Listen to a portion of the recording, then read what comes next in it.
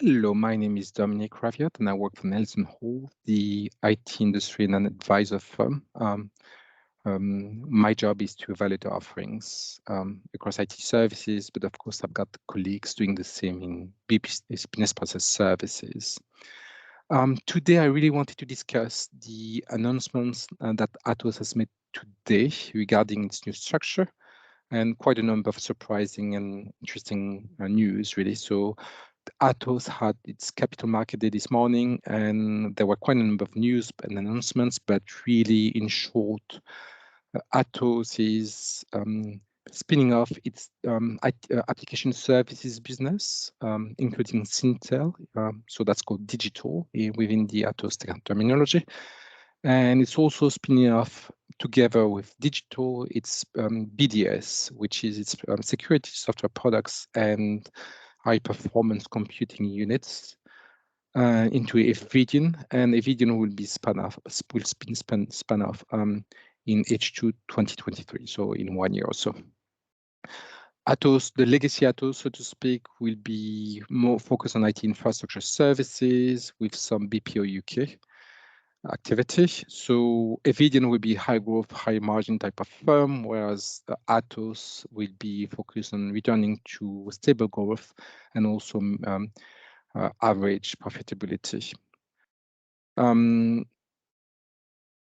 That news is a bit of a surprise. We were expecting Atos to IPO its BDS business and retain in IT services, so both application services and IT infrastructure services. And we thought the IPO of BDS will have funded the transformation of Atos, of IT services business. So not quite what we expected. Obviously, Atos has decided to follow a different strategy, and that's closer to IBM did with the Kyndryl spin-off. So quite unexpected, but still done by IBM. Of course, that spin-off with Evidian raises quite a number of questions that I wanted to address now. Why the restructure? Why not spin-off IT services or BDS? So really, Atos is grouping its high growth units into one entity, Evidian, and grouping its low growth or slightly declining businesses into legacy Atos. So that's clearly what I think shows all the value focus. It's worth saying that the management of Atos says that in the midterm or long-term, Atos will be probably consolidating the IT infrastructure industry in Europe and globally. And let alone in Europe, we still have quite a number of vendors looking at divesting or spinning off or reconsidering at least the IT infrastructure business. T-Systems in Germany, but also in Nordics, NNIT and Tito Every. And of course, there's Kyndryl, that is a massive vendor globally. So high growth focus really to maximize shareholder value. Second question is really about why not continue with the previous plan, which was to sell UCC, so the enterprise telephony software products, and also the data center real estate and related maintenance services. And our answer from that perspective to this question was that plan made more sense from a portfolio perspective. So that comes as a surprise.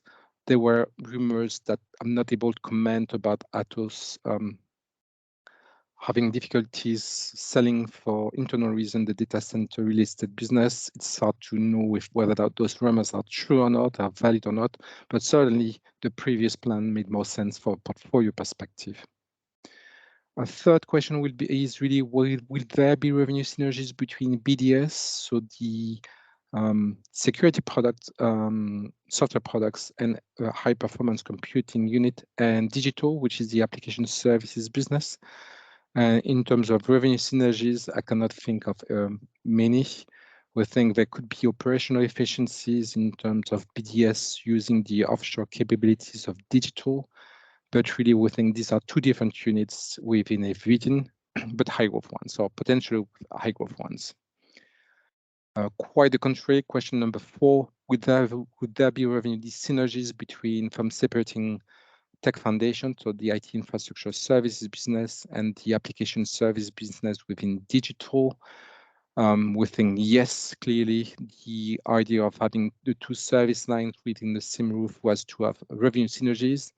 Now, Atos says the synergies were limited, so we acknowledge that, but we're surprised because really the idea of having those two in the same roof is having account mining and having deepening client relationships. So big surprise, but if that wasn't effective, then that's Atos' response. And really, the last question is why sell the BPO business in the UK?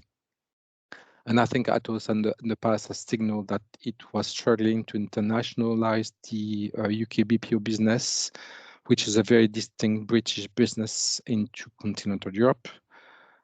So yeah, that's a fair point. From an operational perspective, there were quite a number of synergies because BPO obviously also uses application services now found in digital.